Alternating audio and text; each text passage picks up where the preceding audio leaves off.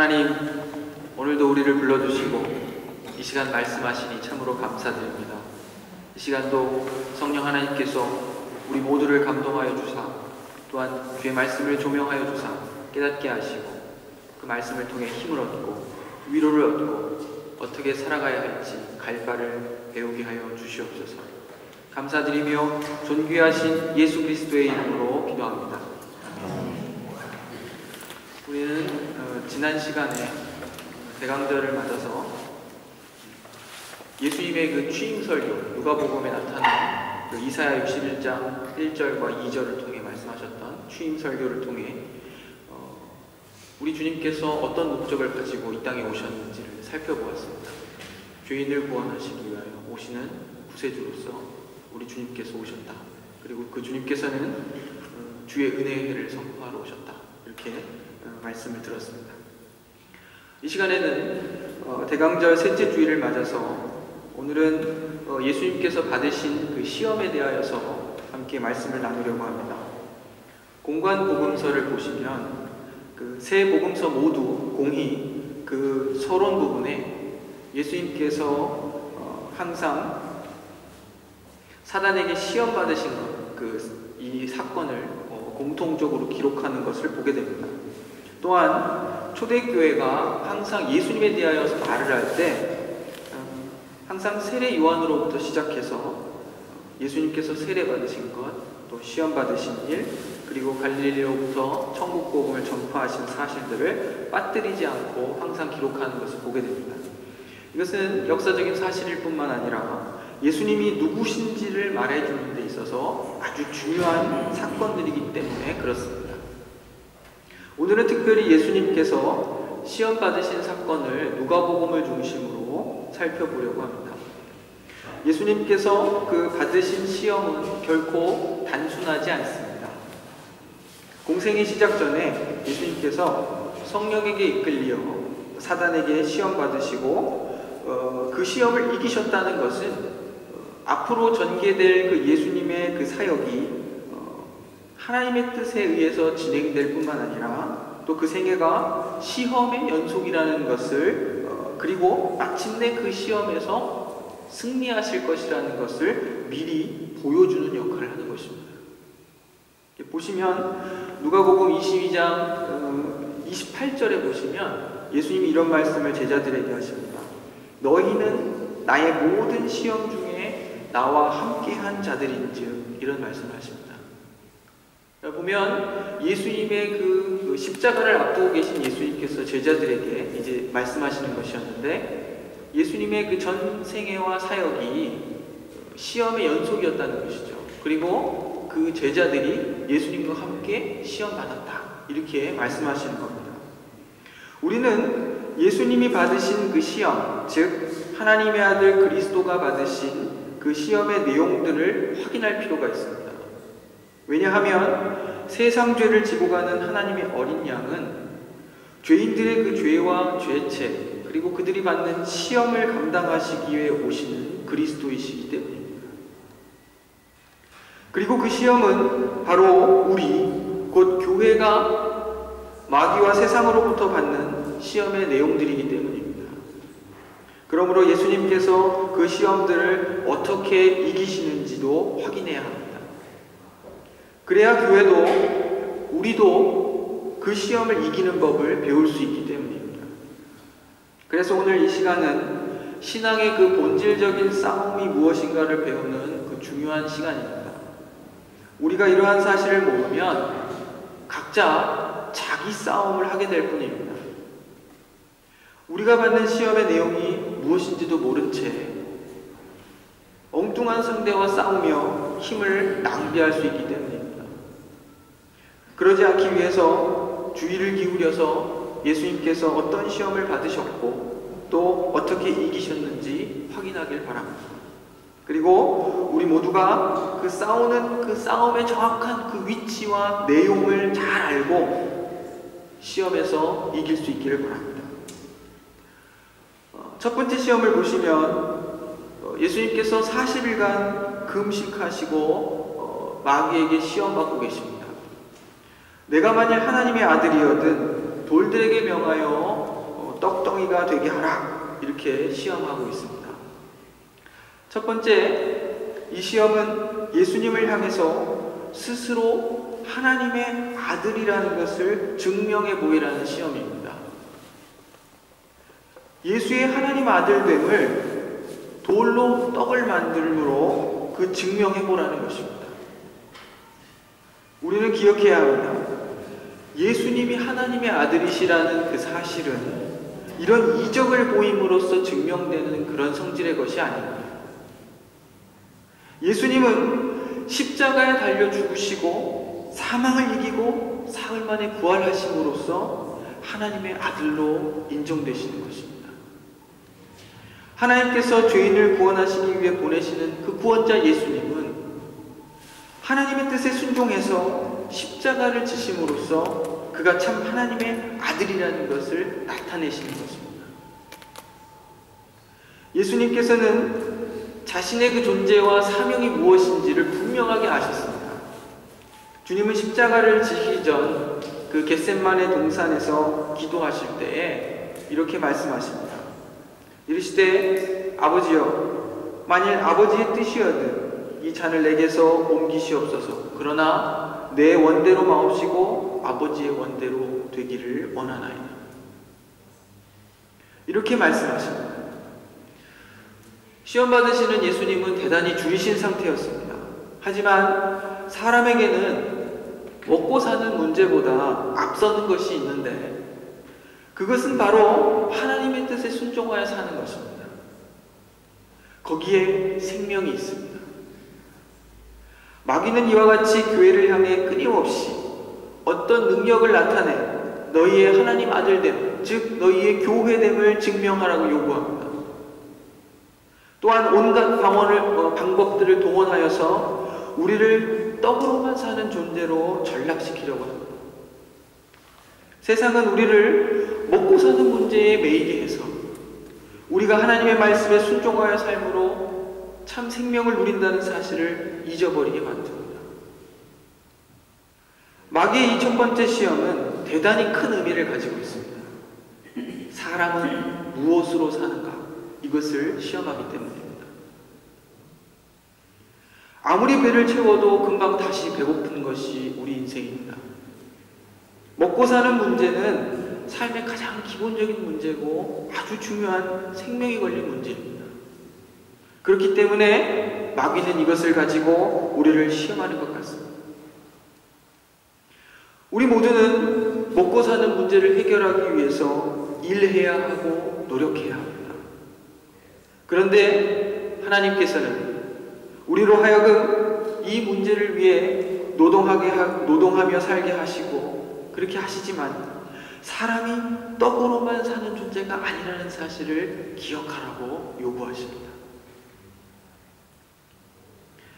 우리는 영적인 존재입니다.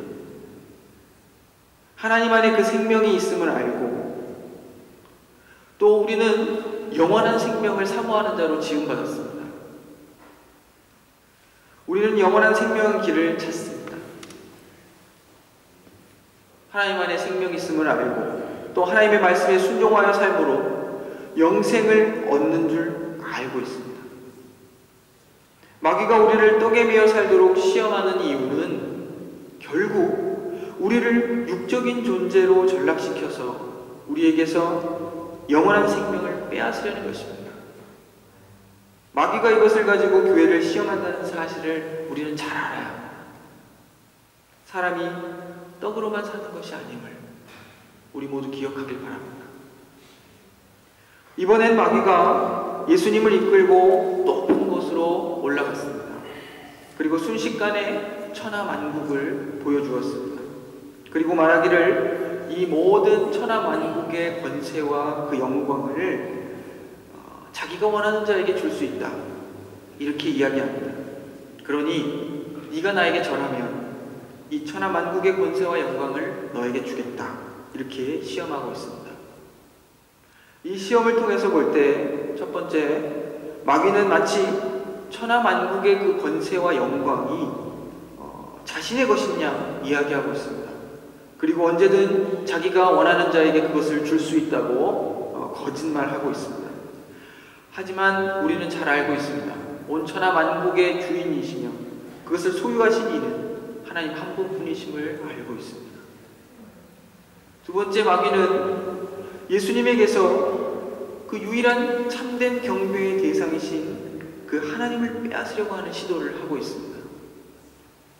나에게 절하라, 천하 만국의 그 영광과 권세를 주겠다, 이렇게 시험하는 것입니다.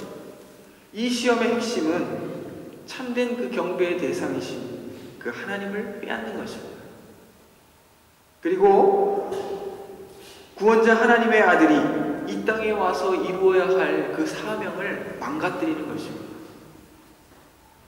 마귀는 스스로 천하 만국의 그 주인 행세를 하며 자기에게 절하면 이 모든 권세와 영광을 주겠다고 유혹합니다. 그렇게 해서 교회로부터 그의 참된 경배의 대상이신 하나님을 빼앗으려고 하는 것입니다. 그리고 교회가 이 땅에서 이루어야 할 그 교회된 사명을 망치려는 것입니다. 천하 만국의 권세와 영광을 소유하는 것이 교회의 목적이 아닙니다. 그 어떤 마귀와 세상의 제안에도 경배의 대상을 빼앗기지 않는 것이 교회의 싸움입니다. 교회는 세상의 권세와 영광을 구하는 것도 아닙니다. 교회는 세상으로부터 거룩하게 구별되어서 하나님을 예배하는 자들로서 세움을 받았습니다. 그리고 하나님을 예배하는 교회를 통해서 온 세상이 하나님의 계신 그의 존재와 그 영광을 보는 것입니다. 30여 년이 넘게 이 자리를 지키며 예배해온 성도들이 있습니다. 하나님을 예배하며 말씀을 먹고 사는 이 교회의 그 존재와 있음이 그들의 경배를 받으시는 하나님과 그들에게 말씀하시는 그 하나님의 영광을 드러내는 것입니다. 우리는 천하 만국의 권세와 영광에 관심을 두지 않습니다. 주님께서 말씀하십니다.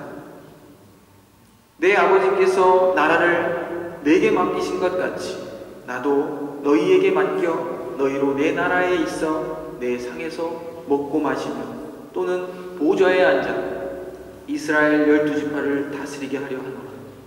누가복음 22장 29절로 30절에 있는 말씀입니다. 우리가 살고 우리에게 맡겨진 나라는 주님의 나라입니다. 그 나라에 앉아서 먹는 자가 큰 자가 아니라 섬기는 자가 큰 자라고 우리 주님이 말씀하십니다. 세상에서는 앉아서 먹는 자가 큰 자이며 섬기는 자가 작은 자이지만 주님은 말씀하십니다. 그러나 나는 섬기는 자로 너희 중에 있노라.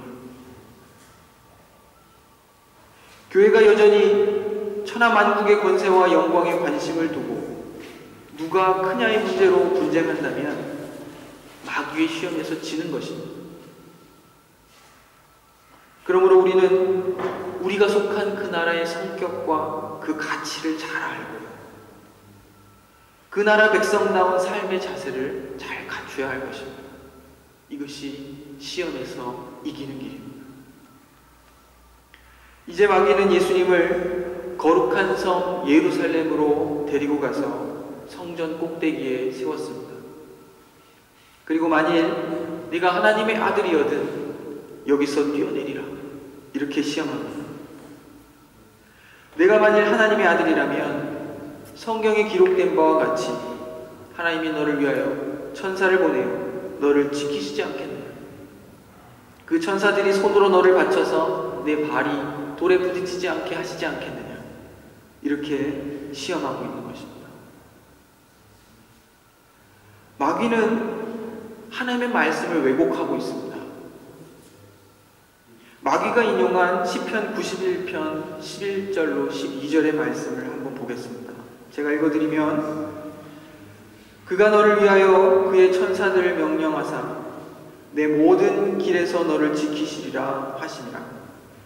그들이 그들의 손으로 너를 붙들어 발이 돌에 부딪히지 아니하게 하리로다. 이렇게 기록하고 있습니다. 이 시편 말씀은 하나님께서 자녀들이 걷는, 그 하나님의 자녀들이 걷는 모든 길에서 그들을 지키시겠다 하시는 약속입니다. 행여 그 자녀들이 돌뿌리에 발을 다칠세라 천사들을 통해 지키고 또 지키시겠다 이렇게 하시는 그 약속의 말씀입니다. 그런데 마귀는 이 말씀을 왜곡하여서 말하기를 높은 곳에서 한번 뛰어내려보라. 천사들을 통해 발이 땅에 부딪히지 않게 하시겠다 하지 않았느냐. 네가 정말 하나님의 아들이라면 뛰어내려보라. 하나님이 사자를 보내어 너를 구하시는지 한번 지켜보자.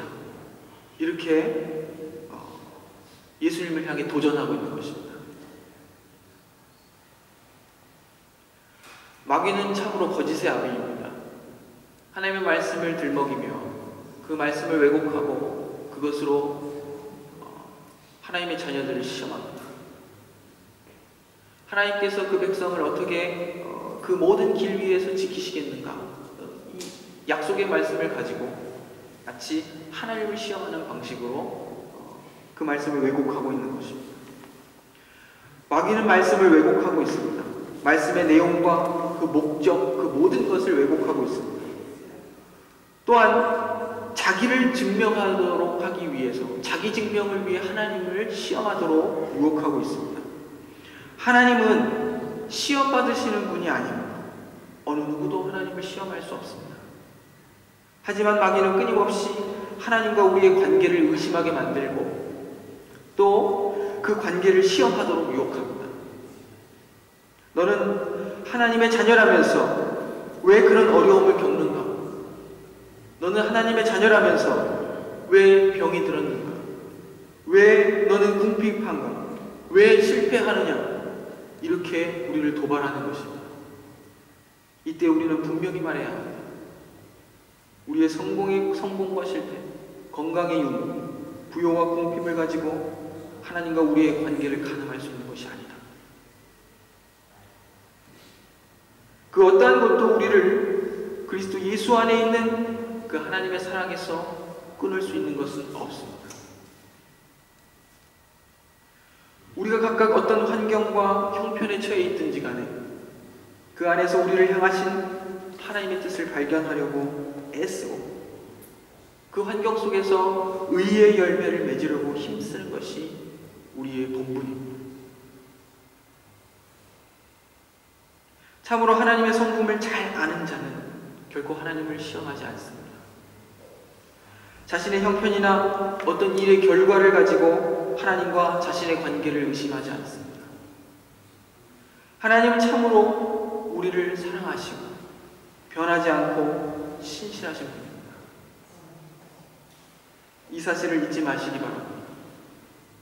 우리가 하나님과 우리의 관계를 의심하거나 하나님을 시험하여 무언가를 확인하려고 한다면 우리에게 하나님을 향한 그 바른 경배의 태도에 문제가 발생하는 것임을 깨닫길 바랍니다. 우리가 하나님을 어떻게 대하는가? 참으로 하나님을 하나님 되시게 대하는가? 혹 우상처럼 대하는가? 세상의 이방 종교들을 보십시오. 그 신과 항상 거래하기를 원하고 그 신을 움직여 자신의 소망을 이루기를 원합니다. 하지만 우리의 신앙이 다른 것은 우리는 하나님의 뜻을 받으며 그 뜻이 어떠한 것이든 간에 그 안에 하나님의 선하신 뜻이 있음을 믿는 것입니다.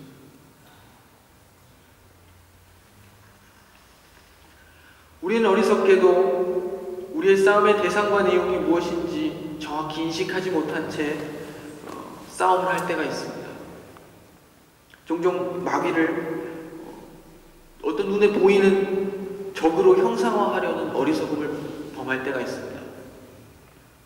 혹 어린아이들처럼 영화 속의 어떤 귀신과 영적인 존재들, 혹은 어떤 분들은 어떤 특정한 세력, 정치적이거나 사회적인 어떤 특정한 세력을 마치 마귀와 동일시하는 어떤 그런 우를 범할 때가 있습니다. 하지만 우리는 성경을 통하여 바르게 판단해야 합니다. 우리에게서 빼앗으려는 것이 무엇인지를 분별하면 사단의 정체가 드러나는 것입니다. 마귀는 뿔 달린 모습으로 찾아와서 우리를 위협하거나 시험하지 않습니다.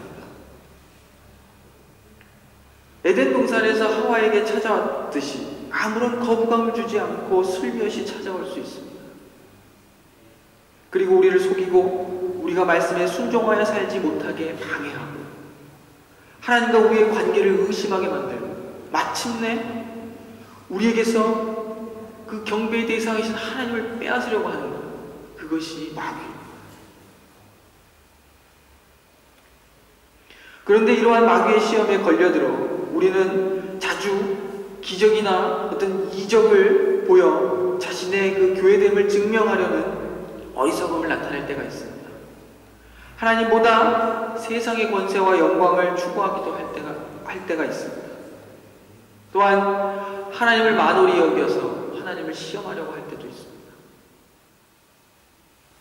이 세 가지 시험은 주의 깊게 보시면 만일 내가 하나님의 아들이거든 이라는 그 첫 번째와 세 번째 시험을 가지고 가운데 두 번째 시험을 이렇게 둘러싸고 있는 것을 보게 됩니다. 보통 이러한 어떤 문학적인 배열들을 볼 때 가운데 들어있는 것을 강조하기 위해서 그런 장치들을 사용하는 경우가 있습니다. 이 말씀은 뭐냐면 예수님을 시험할 때 내가 만약 하나님의 아들이거든 이렇게 한번 해보라, 능력도 보여보고 뛰어내려보고 이렇게 얘기하면서 그 궁극적으로 예수님을 시험하려고 했던 그 내용은 가운데 있는 거라는 거죠. 경배의 대상을 빼앗는 것입니다. 궁극적으로 마귀의 목적은 우리에게서 하나님을 빼앗는 것입니다. 이 사실을 꼭 기억해야 합니다. 교회가 겪는 시험들을 살펴보면 대체로 교회됨을 증명해 보이라는 시험입니다. 교회는 세상을 향해 자신의 존재를 증명하라는 그 시험에 늘 직면합니다. 그런데 지금 이 시대의 많은 교회들이 그 시험 앞에서 패배하고 있습니다. 먼저는 어떤 능력을 보임으로써 교회됨을 증명하려는 시도들이 있습니다. 어떤 초월적이고 영적인 능력을 과시하고 싶어 합니다. 하지만 우리의 교회됨은 그것으로 증명되는 것이 아닙니다. 말씀을 먹고 살아가는 그 백성이 거기에 있느냐, 그것을 가지고 증명되는 것입니다. 또한 가장 형편없는 태도입니다. 그것은 힘과 소유를 자랑해서 그 교회됨을 증명하려는 시도들이 있습니다. 우리가 가진 힘과 소유를 자랑해서 하나님의 영광을 드러낼 수 있다고 생각하는 것입니다. 하지만 하나님은 그러한 방식을 원치 않으십니다. 하나님은 이 땅에 하나님의 말씀에 순종해서 살아가는 그 백성들의 존재를 통하여 드러나십니다. 하나님의 말씀을 쫓아 하나님을 사랑하고 이웃을 사랑하고 관용과 용서와 인내와 절제, 어떤 기쁨, 이런 귀한 가치를 가지고 사는 그의 백성들을 통해서 자신을 나타내십니다. 사단은 우리로 하여금 하나님을 시험하도록 유혹합니다. 하나님은 시험받으시는 분이 아닙니다. 하나님을 시험한다는 것은 하나님을 향한 그 태도에 심각한 결함과 문제가 발생했다는 것을 보여주는 것입니다. 하나님을 더 이상 하나님으로 대하지 않고 우상처럼 대하는 것입니다. 우리는 하나님 안에 가장 귀한 것이 있음을 늘 깨달아야 합니다. 우리는 늘 우리 자신을 살펴야 됩니다. 우리 안에 하나님보다 더 높아진 것이 있는지 스스로 늘 경계하고 살펴야 합니다. 말로는 하나님을 경배하고 또 그의 영광을 찬양하지만 하나님보다 더 중요하게 생각하고 있는 것이 있는지 살펴보아야 하는 것입니다. 좋은 신앙이란 무엇이겠습니까? 조금의 의심도 허용하지 않는 그런 신앙이겠습니까?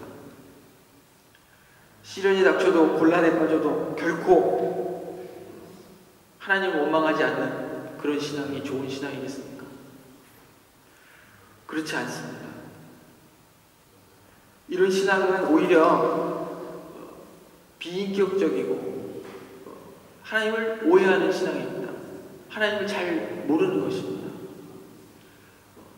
믿으라면 믿어 이렇게 말하는 것은 어떤 생각과 표현의 자유가 엄격히 금지된 어떤 끔찍한 그 독재 체제 하에서나 있을 법한 그런 태도입니다. 그러한 체제 아래서 사람들은 스스로를 검열합니다. 이것은 믿음 있는 모습인가 아닌가 스스로를 점검하는 것이죠. 그런데 좋은 신앙이란 이런 자기검열 같은 것이 아닙니다. 하나님이 인격적이시라는 사실을 잘 알아야 합니다. 하나님이 인격적이시라는 사실은 하나님께서 결코 일방적이시지 않고 우리를 그의 자녀로 대하시고 끝까지 우리를 설득하신다는 사실입니다. 하나님은 그러한 분입니다. 우리는 영문도 알지 못하고 당하는 그 여러 어려움들 앞에서 원망도 하고 묻기도 합니다. 하지만 이것은 불신이 아니라 믿음을 향해 나아가는 전진입니다. 우리의 믿음은 하나님께서 우리를 끊임없이 설득하셔서 우리를 반드시 그가 목적하신 데까지 이끌어 가실 것이라는 것에 대한 믿음입니다. 우리 하나님은 사랑이 많으시고 신실하시고 변하지 않는 분이시며 능력이 있으시고 우리를 그의 나라로 인도하시는 그런 분이십니다. 오늘 마지막 말씀 4장 13절을 보시면 마귀가 모든 시험을 다한 후에 얼마 동안 떠나니라 이렇게 기록하고 있습니다. 예수님을 향한 시험은 아직 끝나지 않았습니다. 우리는 예수님의 그 궁극적인 승리를 알고 있습니다. 하지만 그 승리는 모든 시험을 다 거치고 그것을 다 이기고 얻으시는 그런 궁극적 승리입니다. 예수님께서 십자가와 부활을 통해 그 마귀의 그 최종적인 시험인 사망을 이기셨습니다. 죽음을 이겼다는 것은 최종적 승리를 의미합니다. 우리는 사망을 이긴 그 승리를 획득한 자들입니다.